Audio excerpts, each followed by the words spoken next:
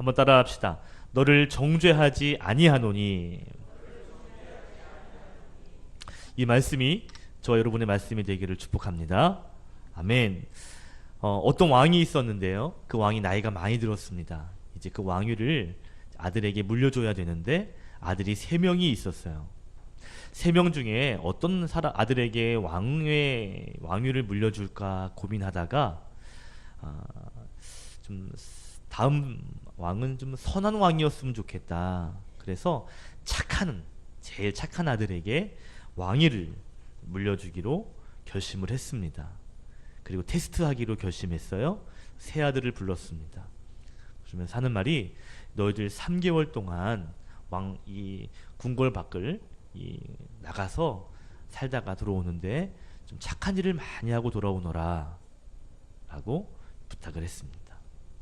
큰아들도 둘째 아들도 셋째 아들도 이제 나가서 착한 일을 하고 돌아와야만 하는 것이죠. 이제 3개월이 지났어요. 아들들이 돌아왔습니다. 큰아들에게 물었어요. 큰아들아, 너는 어떤 착한 일을 했느냐? 라고 물었더니요, 그 사람이 아버지, 제가 길을 가는데 어떤 사람이 저에게 금이 가득 담긴 보따리를 저에게 맡겼습니다. 그런데 그 사람이 사고로 죽었습니다. 그것을 제가 가질 수도 있는데, 그런데 정직하게 저는 그것을 그 가족들에게 다 돌려주고 왔습니다. 잘했구나. 참 잘했다. 칭찬했어요. 둘째 아들에게 물었습니다. 둘째 아들아, 너는 어떤 착한 일을 했느냐? 길을 가는데 어린아이가 그 강에 빠져서, 개울에 빠져서 죽어가는 모습을 보고 제가 용감하게 들어가서 그 아이를 건져주었습니다. 잘했다. 정말 착하다. 칭찬했어요. 셋째 아들에게 물었습니다. 셋째 아들, 막내, 너는 무슨 일을 했니? 셋째 아들이 말합니다. 아버지, 제가 마을에 갔는데요, 예전에 제가 어렸을 때 저에게 상처 주고 저에게 막말했던 원수가 있는데 그 친구가 술에 취해서 모닥불 옆에 잠을 자고 있었습니다. 근데 그 모닥불 옆에 기름병이 여러 병이 있었는데 이 술 취해가지고 이렇게 추적추적 하다가 그 기름병을 툭 쓰러뜨리려다 한다면 그 모닥불에 불이 붙어서 아마 그 친구가 죽을 수도 있고 최소한 큰 화상을 입을 수 있는 상황에 있었는데요, 제가 그를 깨워서 그의 집으로 돌려보내 주었습니다. 잘했다. 정말 잘했구나. 그러고 보니까 세 가지가 다 착한 거예요. 아버지가 고민했습니다. 어떤 아들에게 이 제일 착한, 그래서 왕위를 물려줄 것인가 하다가 결국 이 셋째 아들에게 그것을 줬다고 그래요. 이유는 뭐냐면 이렇게 말했다고 합니다. 다 착한 일을 했지만 원수를 사랑하고 원수를 용서하는 일이 극히 어려운 일인데, 그런 착한 일을 한 아들에게 이제 왕위를 주겠다. 이 이야기는 물론 뭐 지어낸 이야기겠지만 여러분, 우리가 이 교훈이 있는 것 같아요. 뭐냐면 우리가 인생을 살다 보면요, 여러 가지 결단을 해야 될 때가 있는데 그 가운데 좀 어려운 결단 중에 하나가요, 원수를 사랑하고 용서하는 것입니다. 특히 용서라는 것이 참 쉽지 않은 것 같아요. 나는 힘들게 하고 내 마음을 아프게 하고 내 마음에 대못을 박은 그 사람, 근데 그 사람은 몰라요. 그게 대못인지 가신지도 모르고 내 앞에서 얼굴 탁 빗고 살고 할 때 그러면 참 가슴에 불이 떨어지지요. 그런데 그런 사람을 용서한다는 게 쉽지 않습니다. 이해하려고 했는데 또 나를 상처 주고, 그런 것이 여러 번 반복이 되면 진짜 용서하기도 싫어집니다. 상종하기 싫어지죠. 머리는 해야지, 용서해줘야지 하는데 안 돼요. 여러분, 어떤 분이 그래요. 목사님, 저는 원수가 없어요. 왼수는 있냐? 왼수는 있대요. 원수 같은 사람은 아니지만 왼수 같은 사람은 있죠. 그 왼수, 내 마음 아프게 하고 내 마음 속상하게 하고 내 마음 시커멓게 만들었던 그 왼수요. 그 왼수가 나에게 와서 미안합니다 한마디만 하면 용서할 수 있을 것 같은데 전혀 그런 내색도 없어요. 이런 상황에서 용서해 준다는 것이 이게 쉽지가 않습니다. 오늘 성경의 이야기는 어떻게 보면 용서에 대한 이야기라고 할 수 있죠. 서기관과 바리새인들이 현장에서 간음하다가 붙잡힌 여인을 예수님께 끌고 왔습니다. 제가 몇 년 전에 영상을 봤는데요. 요즘에 몇 년 전이니까 오늘날의 영상이죠. 중동이에요. 이슬람 국가입니다. 간음하다 붙잡힌 거예요. 땅을 파가지고요. 남자 여자를 묻습니다. 목만 남겨놓고요. 그리고 돌멩이를 가지고요. 던져요. 그렇게 사형을 하는 걸 봤어요. 지금도 그렇습니다. 예전에는 더 했겠죠. 중동의 문화 그리고 유대의 문화에서 간음은 절대로 용서될 수 없는 중죄입니다. 용서될 수 없는 죄. 사형에 그러니까 그냥 붙잡힌 그 자리에서 사형해도 되는 그러한 죄가 이 간음죄입니다. 여러분 한번 상상을 해보십시오. 예수님께 여자가 데리고 왔는데 이 여인의 모습이 어땠을까요? 간음하다가 현장에서 붙잡혔기 때문에 아마 변변히 옷이나 신발을 갖추지 못했을 거예요. 뭐 그냥 몸만 가릴 정도였겠죠. 끌고 오는 과정 가운데 넘어지고 밀고 주변의 사람들이 저거 간음했다고 어른부터 아이까지 조롱하고 주변에 돌과 흙을 뿌리고 또 주워 맞기도 하고 넘어지기도 하고 어느 정도 죗값을 치른 것 같은 모습으로 아마 이제 왔을 겁니다. 자, 이런 상황에서 이런 여인을 예수님 앞에 딱 보여준 다음에 예수님께 질문을 했죠. 뭐라고 질문했죠? 4절과 5절에 보니까요. 선생님, 이 여자가 간음하다가 현장에서 잡혔습니다. 모세 율법에는 이러한 죄를 지으면 돌로 던져 죽여라. 돌을 던져 죽여라 라고 명하였는데 선생님이라면 어떻게 하시겠습니까? 어떻게 하는 것이 옳다고 생각하십니까? 라고 질문을 합니다.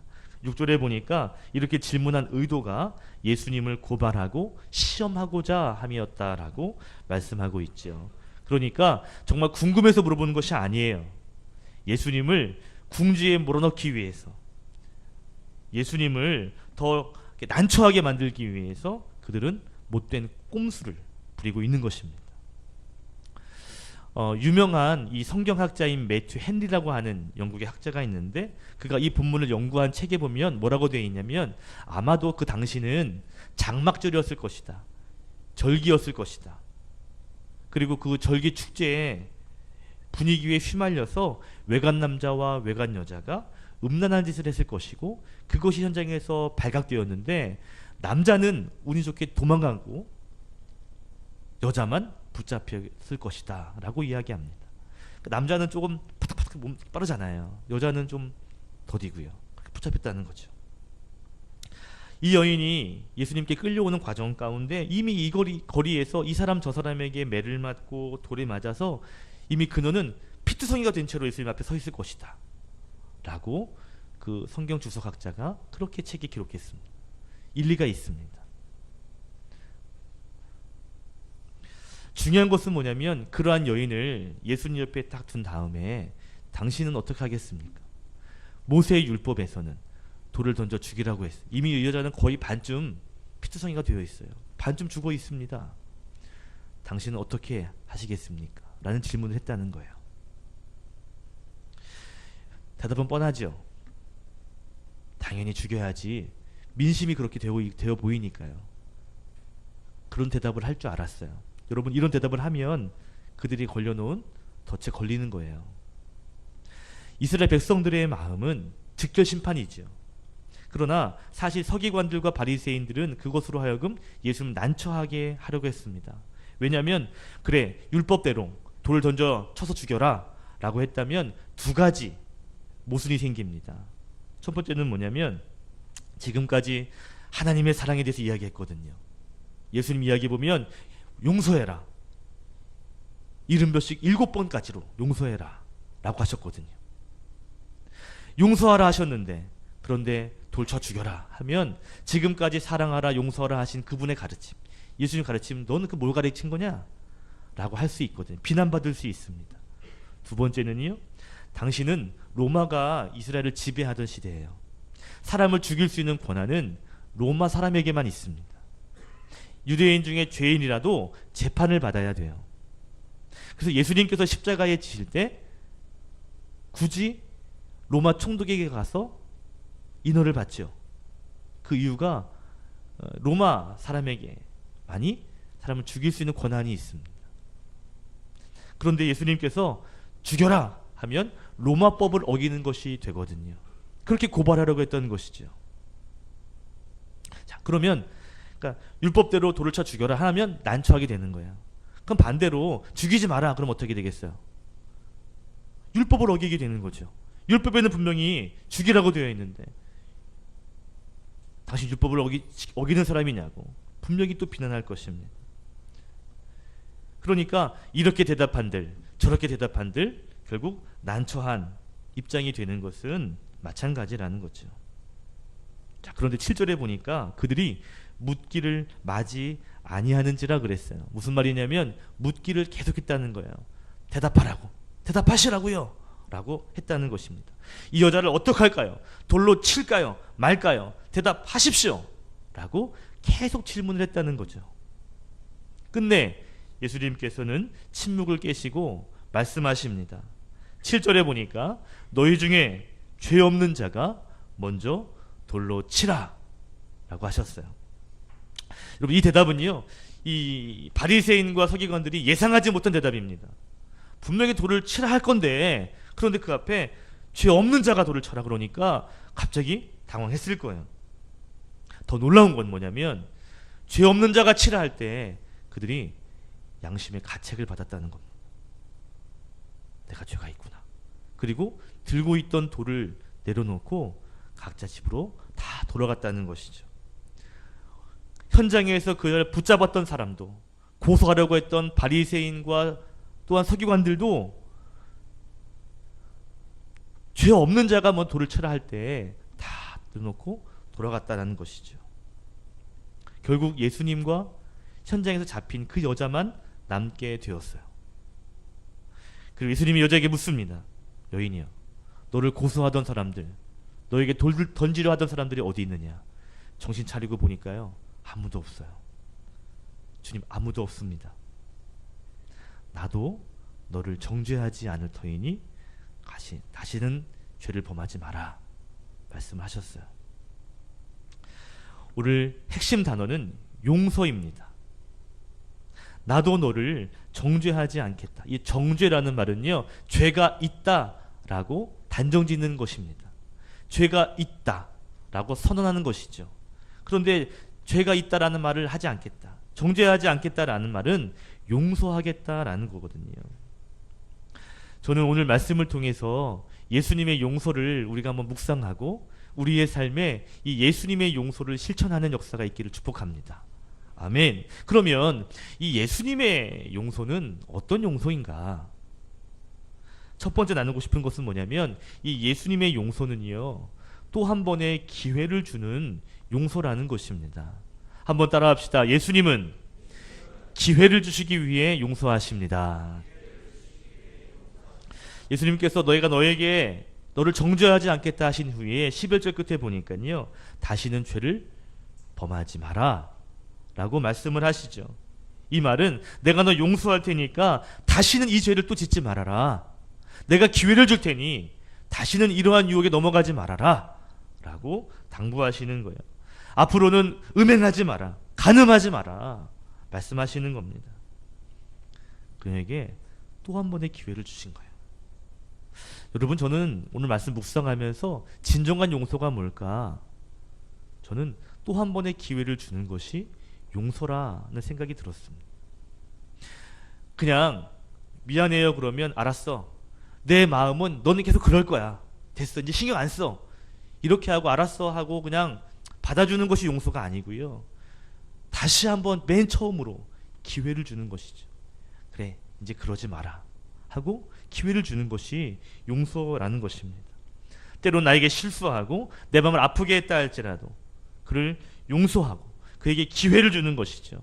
그리고 그를 위해서 기도해 주는 것. 이것이 진정한 용서입니다. 저는 용서라는 말이 또 한 번의 기회라는 말과 같은 말 같아요. 여러분, 기회를 박탈해요. 용서를 했는데 용서할게 그러고 다시는 기회를 안 줘요. 그러면 그건 용서가 아니죠. 용서는 기회를 동반합니다. 동전의 양면처럼 용서 뒤에는 기회가 있습니다.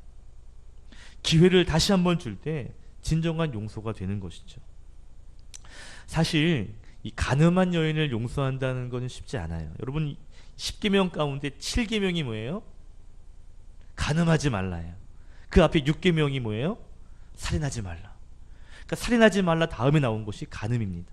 그 정도로 큰 죄예요. 여러분, 레위기 20장 신명기도 나오지만 간음하지 말라는 이야기가 계속 나옵니다. 간음이 얼마나 무서운지 레위기 20장 10절 말씀 화면을 통해 같이 읽어볼게요. 시작. 누구든지 남의 아내와 간음하는 자 곧 그의 이웃의 아내와 간음하는 자는 그 간부와 음부를 반드시 죽일지니라. 간부는 남자, 여자를 말합니다. 남자건 여자건 다 죽이라는 거죠. 그런데 맨 마지막에 뭐라고 써 있어요? 반드시 죽여야 된다는 거예요. 율법은 뭐냐면 간음하다 붙잡히면 그냥 반드시 죽이는 거예요. 기회가 없습니다. 율법은 간음하게 되면 죽음이에요. 선택이 없어요. 그런데 예수님은요, 기회를 주시는 거예요. 여러분, 이 예수 믿는 사람들에게 있어서 용서는요, 사랑과 용서는 굉장히 중요한 덕목입니다. 사랑과 용서가 없는 기독교가 있을 수 있을까요? 십자가의 사랑, 십자가의 용서. 여러분, 사랑과 용서가 없는 기독교가 있을 수 있을까요? 있을 수 없죠. 사랑과 용서가 없는 교회가 있을 수 있을까요? 있을 수 없죠. 사랑과 용서가 없는 성도가 있을 수 있을까요? 있을 수 있을 것 같아요. 그러나 있을 수 없습니다. 우리를 십자가에서 피 흘려 용서하신 그분이 세운 교회, 그분이 함께하는 성전이 우리입니다. 그분이 함께하는데 용서가 안 된다. 그분이 나와 함께 하시는데 사랑이 안 된다. 이건 뭔가 지금 언밸런스한 거예요. 모든 것을 용서하신 그분이 내 안에 계신데 나는 용서가 안 된다. 뭔가 지금 그분과 하나가 안 된 것입니다. 여러분, 예수 그리스도의 영을 가진 사람, 그리고 그분의 영이 함께하는 공동체는요, 사랑과 용서 없이 존재할 수 없습니다. 예수님이 친히 머리가 되시고, 그리고 예수님이 친히 우리의 포도나무 되시고, 우리가 그분의 가지가 되었다면 우리의 삶에서는 반드시 사랑과 용서는 동반되어야 합니다. 그런데 우리는요, 용서를 할 수 없다고 생각해요. 여러분, 제가 어제 새벽에 이제 말씀을 준비하다가 이제 새벽에 준비하고 집에 들어갔어요. 그리고 꿈을 꿨어요. 아침에. 어떤 꿈을 꿨냐면요, 제가 이렇게 말씀을 막 묵상하고 잤거든요. 이 간음한 여인에 대한 것들을 계속 묵상하고요, 성전을 뱅글뱅글 돌면서 그래 묵상을 했어요. 그래서 이제 들어가서 자는데 꿈에 제가 거기 옆에 붙잡혀 있는 거 있죠? 꿈에요. 아니, 꿈에 저는 아무도 기억이 안 나는데 제가 이렇게 붙잡혀 있는 거예요. 피를 흘리며. 그래서 보니까 이 사람들이 많이 있는데 다 이만한 짱돌을 들고 있어요. 저는 오늘 본 말씀을요, 용서의 말씀으로 생각했어요. 그런데 오늘 새벽에 일어나가지고 눈을 떴는데 6시 반이에요. 조금만 더 자고 나가야 되겠다. 잠이 안 와요. 그때 그 공포 있죠? 죽음의 공포라고 그래요. 수많은 사람들이 돌멩이를 들고요, 한 명만 던지면 우르르 던질 기세예요. 벌써 눈빛이 달라요. 그럼 제가 서 있는 건데 꼼짝을 할 수가 없는 거예요. 누구 하나가 죽여라고 하면 정말 우르르 던질 것 같아요. 얼마나 공포가 되든지 일어났는데 좀 더 자야지 했는데 잠이 안 와요. 뒤치락뒤치락 하다가 일어났습니다. 그러면서 걸어 나오는데, 교회로 오는데 그 생각이 들었어요.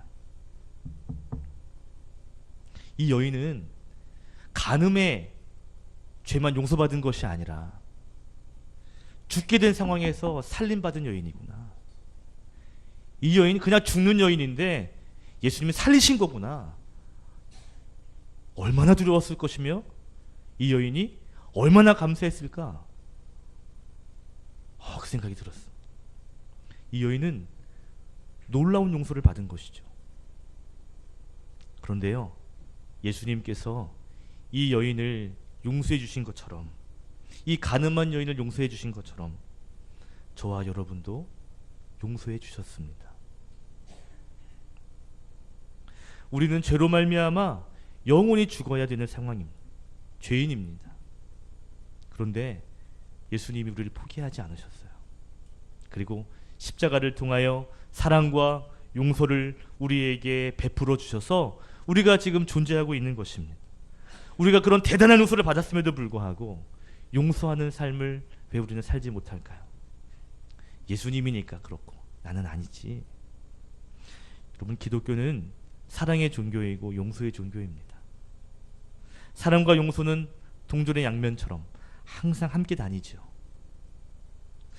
대단한 용서를 받은 이 여인처럼 우리도 사실 십자가를 통하여 대단한 용서를 받은 사람들입니다. 여러분, 그 대단한 용서를 조금씩 나누어주는 삶, 용서의 사람으로 저와 여러분이 다시 한번 살아갈 수 있기를 주님의 이름으로 축복합니다. 여러분, 이 오늘 말씀이 간음한 여인을 용서하는 그러한 예수님의 모습을 기록하고 있어요. 서기관들과 바리새인의 질문에 어떤 대답을 하더라도 사실 좋은 결과를 기대할 수 없는 그러한 상황에 있었습니다.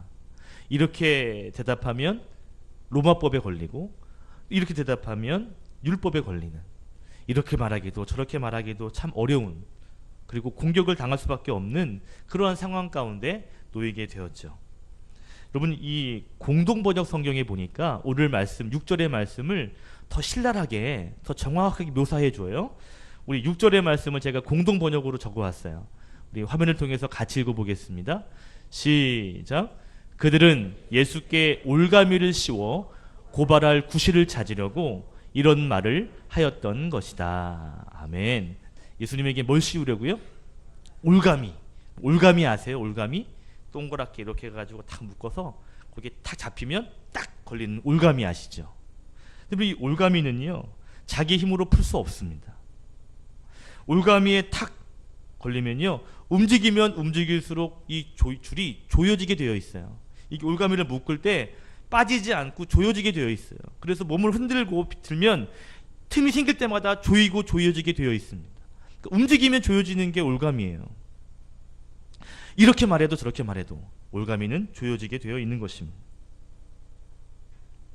여러분, 이 바리새인들과 서기관들이 예수님에 대한 불만이 예전부터 있었어요. 어떻게 하면 좀 책 좀 잡아볼까?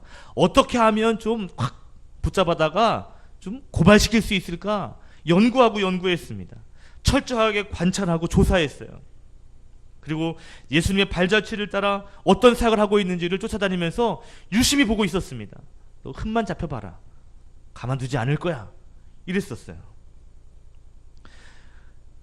충분히 예수님을 따라다니면서 예수님이라면 용서할 거다라는 것을 이미 계산하고 간음한 여인을 올가미 삼아 예수님 앞에 데려왔던 것입니다. 자, 여러분, 이렇게 대답해도 예수님에게는 올가미고요, 이렇게 대답해도 예수님에게는 올가미인 상황이에요.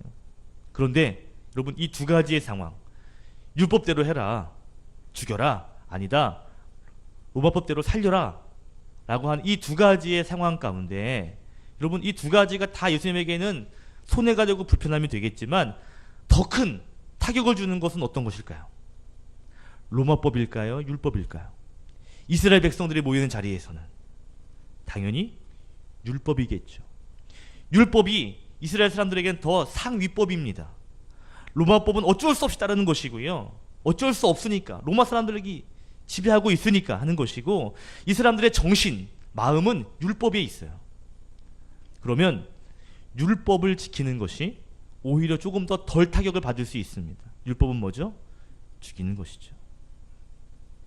그런데 예수님의 대답은 뭐예요? 마지막 하신 말씀 보면 용서입니다. 율법으로 죽이는 것이 아니라 용서라는 것이죠. 나도 너를 정죄하지 않겠다. 율법으로 정죄하지 않겠다라는 것은 용서라고 그랬잖아요. 용서하는 것이 어쩌면 나중에 더 큰 올가미가 될 것이고 어쩌면 더 나를 힘들게 하는 일이 될 수 있지만 예수님은 용서를 선택하셨습니다. 저는 오늘 말씀을 묵상하면서 두 번째 교훈이 떠올랐어요. 그것은 뭐냐면 예수님은 자신의 손해를 감수하시면서까지도 그 여인을 용서하셨다라는 것입니다. 따라합시다. 예수님은 자신의 손해를 감수하시며 용서하십니다. 죄 있는 자가 한번 돌을 쳐라 라고 하는 기가 막힌 방법을 통해서 예수님은 용서를 선택하셨죠. 그 용서는 나중에 자신의 사역에 어쩌면 손해가 될 수 있을지 모릅니다. 어쩌면 그 용서는 자기에게 피해가 될 수 있을지도 몰라요. 그런데 예수님은 그것까지도 감수하시면서 용서를 하신 것이죠. 저는 예수님의 용서는 사랑뿐만 아니라 그 안에 용기가 있었다라고 생각합니다. 손해볼 각오하신 것이죠. 용기 내신 것입니다. 여러분, 세상의 용서는 어떤지 아세요? 세상의 용서는요, 남이 용서를 구하면 그래 이해할게, 알았어 하고 그냥 알았어 내가 내 마음이 좀 좋아지면 하는 용서. 세상에서 통용되는 용서는요, 내 아픔을 해결하고 내 마음에 조금 위로가 되고 그럴 때 주는 용서. 미안하다고 말하면, 잘못했다고 찾아오면 그러면 해주는 용서. 이 용서 안에 깔린 마음은요, 손해보지 않겠다는 마음이 있습니다. 그러나 오늘 예수님의 용서는 어떻죠? 이미 거반 죽은 여인입니다. 그럼에도 불구하고 자신의 손해를 감수하면서까지 베푸시는 아름다운 용서가 예수님의 용서였습니다. 여러분, 예수님처럼 때로는 나에게 손해가 될 수 있고 때로는 그 용서가 때로는 내 마음을 더 힘들게 할 수 있겠지만, 그러나 결국 남을 위해 용서할 수 있는 그 십자가의 용서가 저와 여러분에게 충만하기를 소원합니다. 어떤 학자가 이 예수님께서 6절의 말씀 바닥에 이렇게 쓰셨다고 그러잖아요. 그래서 무엇을 쓰셨을까에 대해서 연구를 많이 했어요. 그 열구한 것 가운데 한 가지 주장하는 것이 뭐냐면, 아마 거기 모여있는 사람들의 이름과 죄목을 썼을 것이다 라고 말하기도 합니다. 아무개 무슨 죄, 아무개 집사 무슨 죄, 아무개 권사 무슨 죄, 이렇게 쭉 쓴 거죠. 그리고 나서 죄 없는 자가 돌로 쳐라. 그럴 때 아무도 죄 없지 않기에 돌을 내려놓고 갔을 수 있다 라고 말하는 학자가 있습니다. 가정일 뿐이에요. 정확한 것은 성경에 말하지 않으니까 잘 모르겠습니다. 단정할 수는 없어요. 그런데 분명한 것은 뭐냐면, 예수님께서 자기를 위해서, 자기가 더 높이기 위해서 그 여인을 용서한 것은 아니라는 것이죠. 예수님 마음의 중심은 내 중심이 아닌 그 여인의 중심이었습니다. 살리고 그로 하여금 용서해서 다시는 죄 짓지 않도록 하나님의 사람이 되기 위한 용서를 베풀어 주신 것이죠. 예수님의 용서는 자기를 위해서 용서가 아니구나. 내 기분, 내 마음이 좀 편해지려고 한 용서가 아니고 그를 위한 용서이구나 하는 생각을 해볼 때 예수님의 용서가 더 값진 용서라는 것을 알게 되는 것이죠. 신기합니다. 용서가요, 남이 용서할 때, 용서를 구할 때 오케이 용서할게 라는 그 정도 용서도 되게 능력이 있거든요. 그런데 아직 그가 용서를 구하지 않았지만 예수님의 마음으로 내가 진짜 진정한 용서를 할 때, 그럴 때 신기하게도 내 마음에 이 하나님의 위로가 충만하게 내리는 것을 경험하게 됩니다. 여러분, 오늘 예수님에 대한 용서, 예수님 마음을 나눴습니다. 저와 여러분이 예수님의 사람으로 살아야 할 텐데 특별히 기회를 주는 용서, 또 내 손해를, 아픔을 감수하면서까지도 할 수 있는 용서를 베푸는 그런 한 주의 삶이 되시기를 축복합니다. 여러분, 우리가 용서 받을 일도 많지만 용서해야 될 일이 참 많잖아요. 그런데 쉽지가 않잖아요. 그럴 때 한번 상상해 보세요. 오늘 제가 꿈꾼 것처럼 내가 그러한 상황에서 용서받은 사람이다. 그런 사람이 이제는 더 용서해 줘야지. 여러분의 삶에 예수님의 용서가 나타나시기를 주님의 이름으로 축복합니다. 기도하겠습니다.